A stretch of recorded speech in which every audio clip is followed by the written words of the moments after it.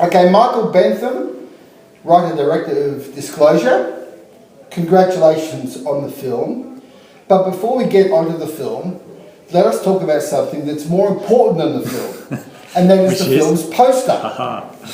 Can you just tell us a bit about the poster design? Yeah, sure. And how aware you are of how bad poster art tends to be for Australian films? I'm not sure about poster art for Australian films, but I know that we were going to have a hard job being a completely independent film. We were going to have a hard job, no PR, marketing budget, all of that. So we knew we were going to have a job getting our film out there. And so I really wanted that poster to tell a story and to kind of have to hook people. So people looked at the poster and thought, what the hell's happening there? So that was the starting point. And so many posters, they'll have some benign landscape and a couple of faces of the actors. It doesn't really say anything about the movie. So that's what we wanted to do, was to say something about the movie and create enough of an intrigue for people to actually want to know more and come and see the movie. This movie, what's it about? Wow, okay, it's about two families who go to war over a child's allegation. That's it in a nutshell. For a long version? Give me the thematic nutshell. So it asks a really very simple question, which is, do we believe the words that young children, the stories that young children tell? That's what we explore. So what we have here is two families. There's an allegation made by the daughter of one family against a slightly older son of the other family. They come together to meet to try and resolve the situation in an amicable way, and very quickly the wheels come off. And the reason that happens is because there's an enormous amount of toxicity comes out of a situation in which your child is harmed or threatened. So this allegation really cuts deep. Is it meant to be specifically about taking the word of young children, or do you intend it to be generalised about taking the word of anyone who has an allegation of this kind? Well, obviously, in the present context, it completely resonates with the adult world and the news that's out there at the moment, and an ongoing issue with victims not being believed, particularly if there are no witnesses. And victims being re-victimised in any kind of judicial process, and so we have that in Genesis with these two children. So there's no witnesses to what happened with these two children. You've got a disclosure of a 4-year-old, and then what exacerbates that problem is a cultural situation, which is that culturally we tend to be very sceptical about the stories that little children tell, and that compounds the problem of the disclosure this particular 4-year-old makes. Why did you make this? This is your first film. Yeah. Why did you make this film? I mean, I've had other films come very close. This film came about as a result of some friends of ours' child who made a disclosure. And watching what happened to those friends, it was really distressing. And at the time, I just thought it was one of those anomalies, child-on-child situation. I thought it was just odd. I hadn't come across that before. And I started to do a little bit of research, and I discovered it was a great, big, fat problem. It's a growing problem. All the data is mainly coming out of first world countries, out of the West, but it's a huge, big problem. And what appears to be the underlying cause, and the main suspect of the underlying cause, is the availability of pornography. And so that piqued my interest, but what really piqued my interest as a storyteller was reading the research, and particularly an academic in South Australia, the late Frida Briggs, wrote a really big submission to an inquiry, a government inquiry into this particular problem. And she identified a common pattern where the family of the original child who makes the allegation becomes re-victimised by the family of the perpetrator. The family of the perpetrator get their friends around, get institutions to back them, and basically go on the attack. And so what you've got is a contemporary witch hunt. And that really piqued my interest as a storyteller. So that's what really pushed me into making this film, as well as actually trying to raise the profile of this problem, which very few people know about. So you were drawing on personal experience, nothing from the zeitgeist at the time?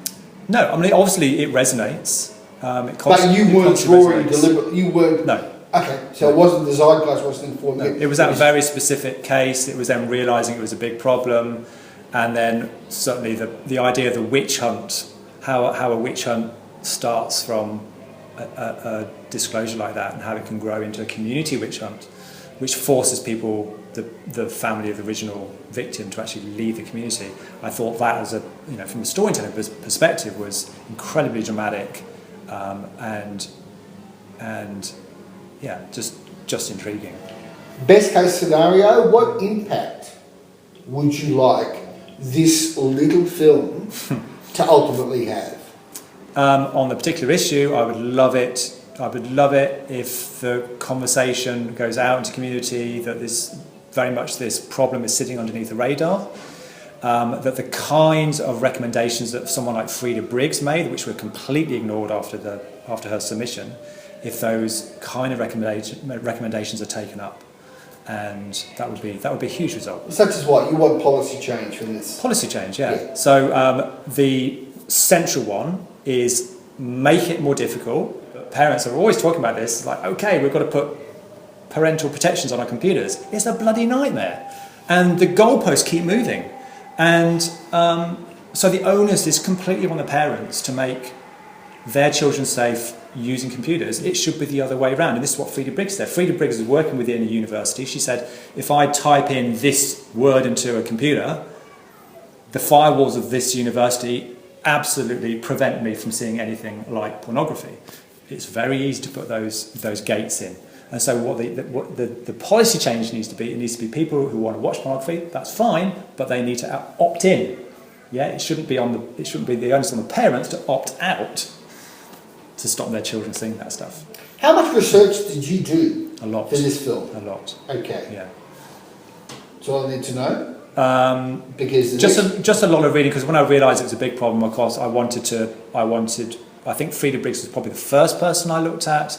I wanted to find out more information. I wanted to read different papers about this to actually see whether they supported her particular positioning, her findings, and certainly there is absolute consensus for people working in this area in terms of saying, okay, this is what the problem is, this is what we think the cause is, and this is what we think the solution is. But how hard did you work to make the cast sound like four characters talking and arguing with each other instead of four people spouting the research? How hard did you have to work to make sure that the characters sounded like people and not like researchers delivering the results of their studies? Well, I think there's a huge gap between the research is being done from a kind of dispassionate place. So what you're not getting from the research is the emotion.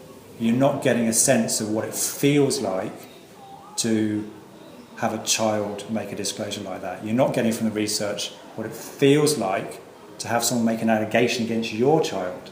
That's all emotional, and that emotion is kind of taken out of that research space. Now, as a storyteller, it's all about feeling an emotion. So I guess the answer is it wasn't a huge leap, because my starting point is, okay, what does it feel like?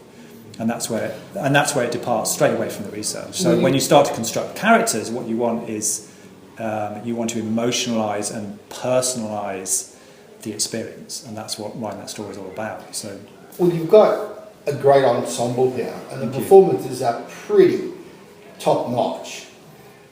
What were one or two of the guiding principles you used in directing the film and directing the actors?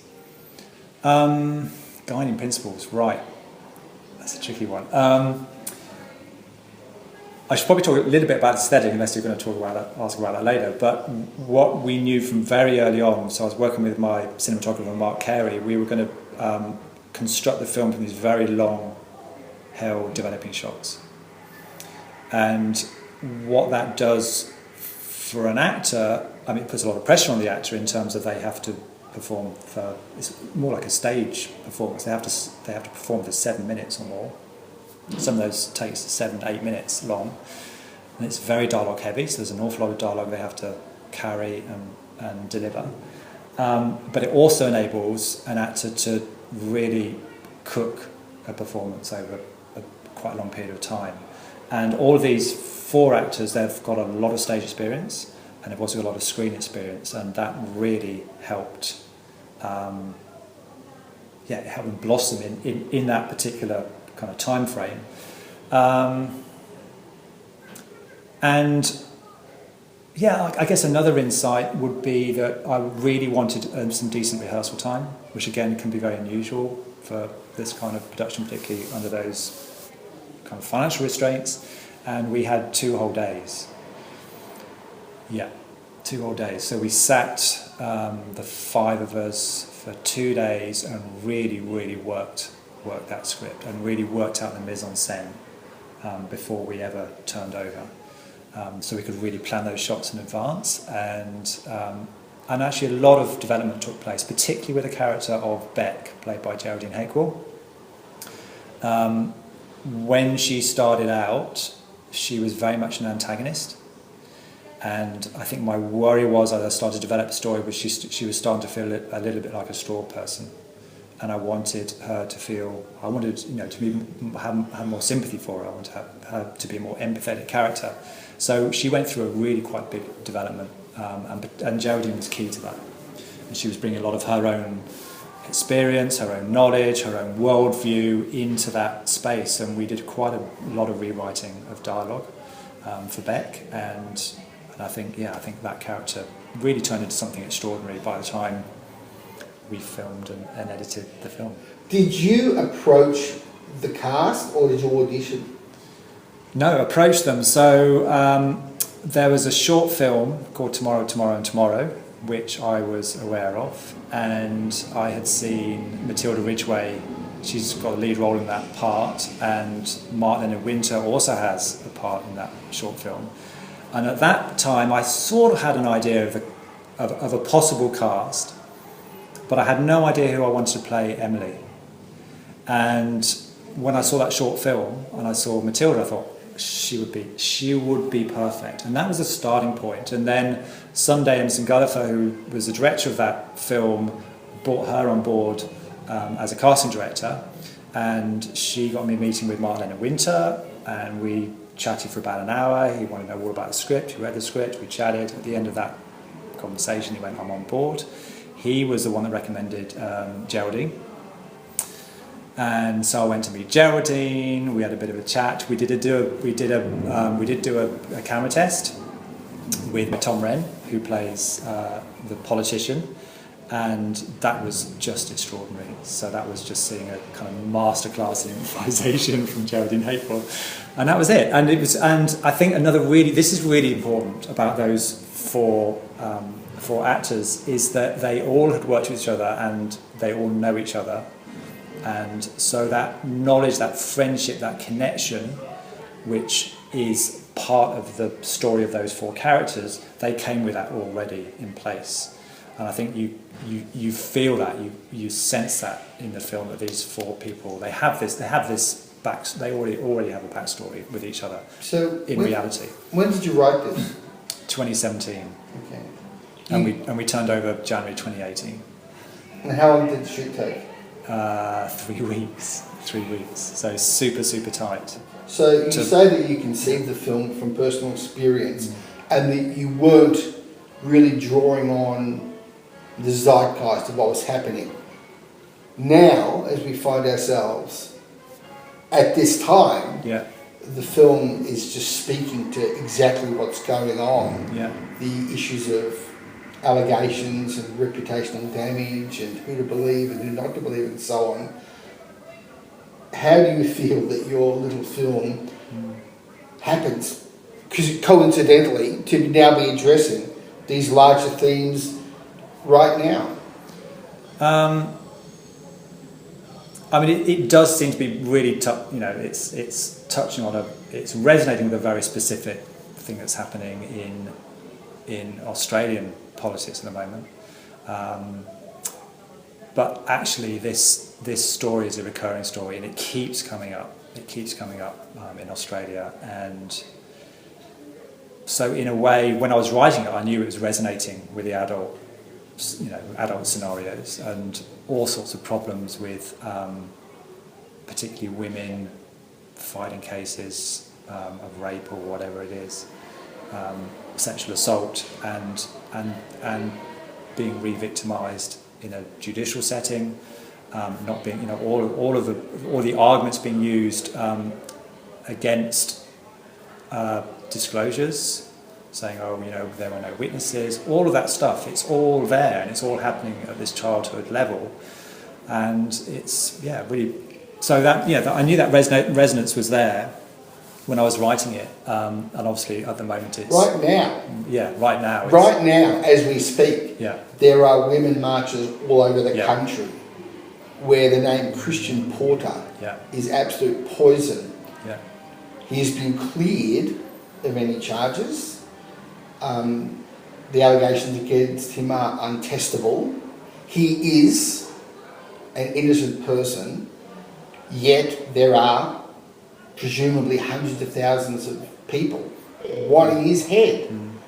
Do you have, Michael Bentham, any comment on the Christian Porter case at the moment? I can't possibly comment on that very specific case with Christian Porter. What I can say is you look at the statistics of the number of women who take rape cases to court and them actually winning, or the number, just the number of cases that don't even make it to court.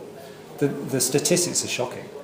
So there's clearly an issue there. Now, that story I've made is about a 4-year-old disclosure. So, but some of the very similar arguments take place, which is, well, you can't prove that it happened, and was there a witness, and that is, as I said before, it's compounded by the fact that culturally we have an issue with the stories that small children tell. But what's interesting, if you look at the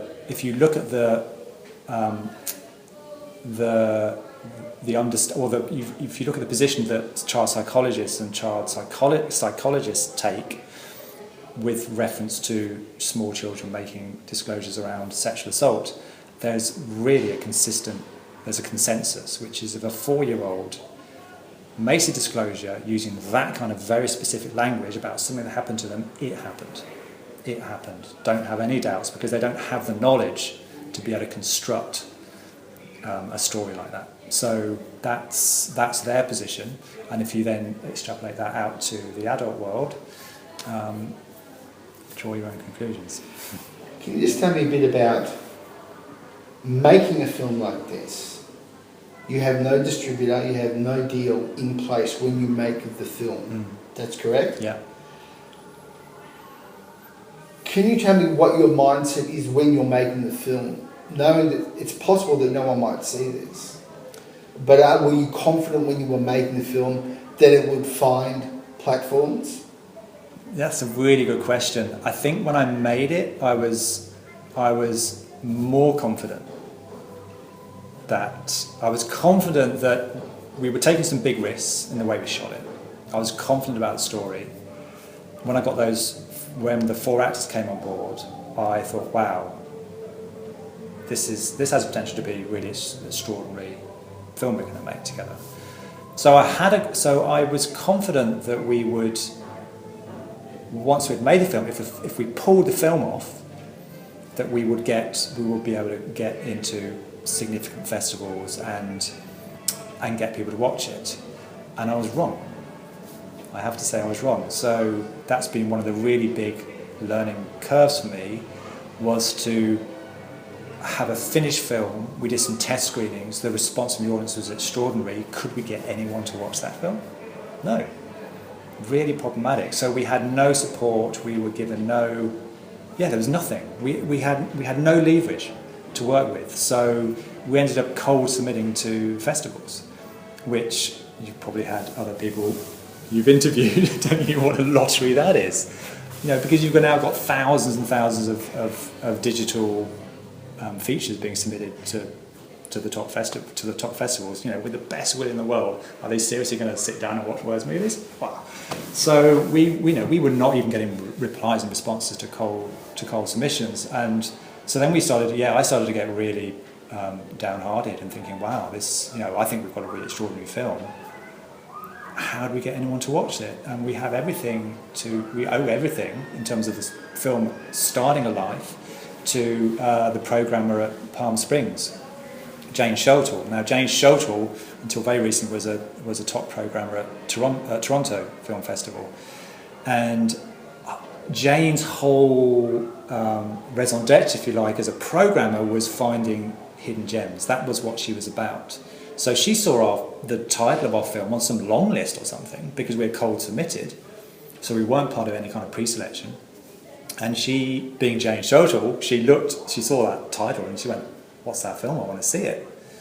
And she watched the film and went, "Wow!"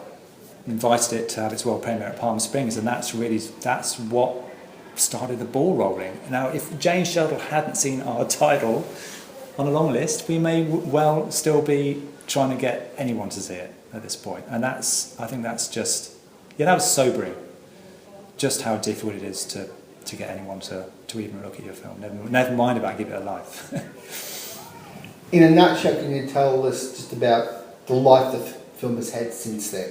Yeah, so we premiered in Palm Springs, had an amazing response from the audience, amazing critical response to die for, and then COVID hit, which kind of torpedoed everything. At the time we had the European sales agent. We were in discussion with them. They pulled out.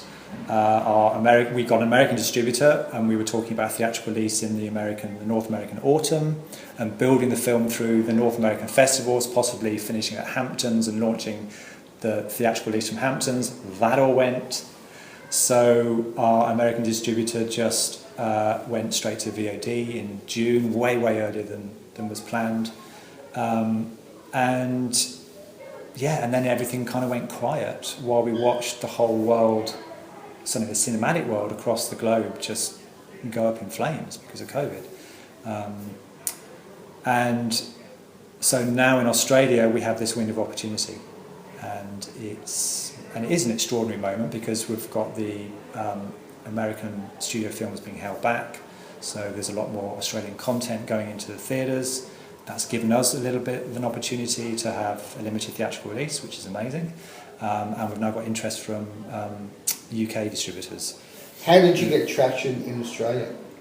So we got early on. We got interest from two distributors, and we were talking to them. I think the response from North American critics, I think, was really important. Possibly, you have to ask the distributor, but I think that was important in order for us to go, look, you know, we made this film. Look at the critical response. Look at the audience response from the States. And so we got an introduction to Bonsai Films. Jonathan Page at Bonsai Films, he loved the film and said, "Yeah, I'm going to take this on." And so now we're now being distributed on Bonsai. And it's been playing up at Cameo?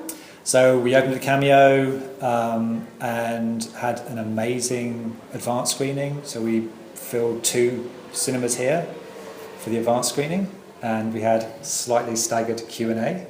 And getting that feedback again was really, really amazing, getting that feedback from the audience and knowing that it was landing with an Australian audience as it landed with a North American audience. And then what was interesting with the Cameo screenings, we had these 2 very large advanced screenings, and we said to the people there, look, if you like the film, please go out and tell your friends, your family, because this kind of totally independent film is totally reliant on word of mouth. And the word of mouth response, certainly around this area, has been extraordinary. So we kept getting these sold out screenings. And they've extended from 1 week to 2 weeks, now 2 weeks to 3 weeks, which has been an amazing response. And Nova in town want the film, so we're going to open at Nova on the 25th. So just to be clear, even now you're operating on a marketing budget of zero. Zero. And publicity budget of? Zero. Zero. Yeah. Absolutely nothing. Yeah. I mean, there's a little bit, but it's it might compared to a mainstream film, it might as well be zero. Michael, are you ready for the Schembri challenge? Okay. Okay. This is where I come to you as a big wig in the studio, Right. with just enough power to come to you and talk to you and make an offer about your movie, talk to you about your film. Yeah. Okay, now Michael, I've seen your film. A couple of the other people at the studio have seen your film. We love what you've done with this film. And what we'd like to do is hire you as a director to remake this film with our cast. And we want you to make a couple of changes. We want you to bump the ages up, so we're talking about teenage kids in the film. Yeah. And we want you to kind of sex up the political angle. We want you to sort of turn the dial up a little bit more. But we want you to remake it with our cast. Yeah. We'll give you a list and you can choose from that. Yeah. But we want you to make that, and we can release this film maybe on a double DVD special edition when the time comes. But we'd like to kind of shatter the movie and remake it on a big scale, bigger budget. We'll give you some good stars, but we do want some changes there. We want you to amp it up a bit. Michael, just initially, what would you say to an approach like that from a studio? I would say yes. Absolutely.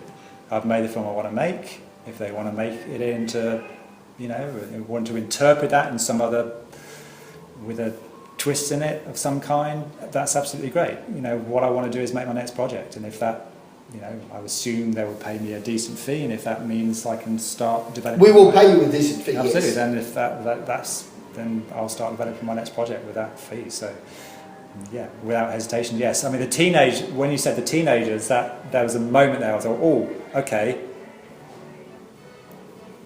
is that problematic? It's kind of not problematic, because if you look at what the story is with teenagers, it's the same story again.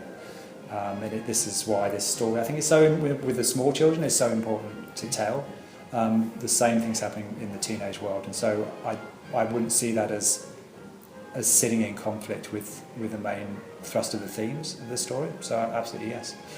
And what comforts you in that idea that the principle of the original vision is still going to be there? Yeah. It's going to be, okay. Yeah, and if I'm in the driving seat, then I'll make sure that it has integrity. Okay, you'll be writing it as well.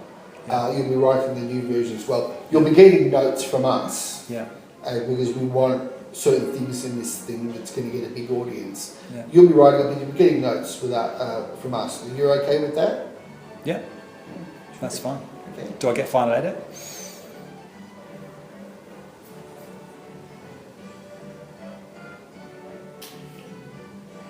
We can't give you final edit on the film, but we want to be in business with you.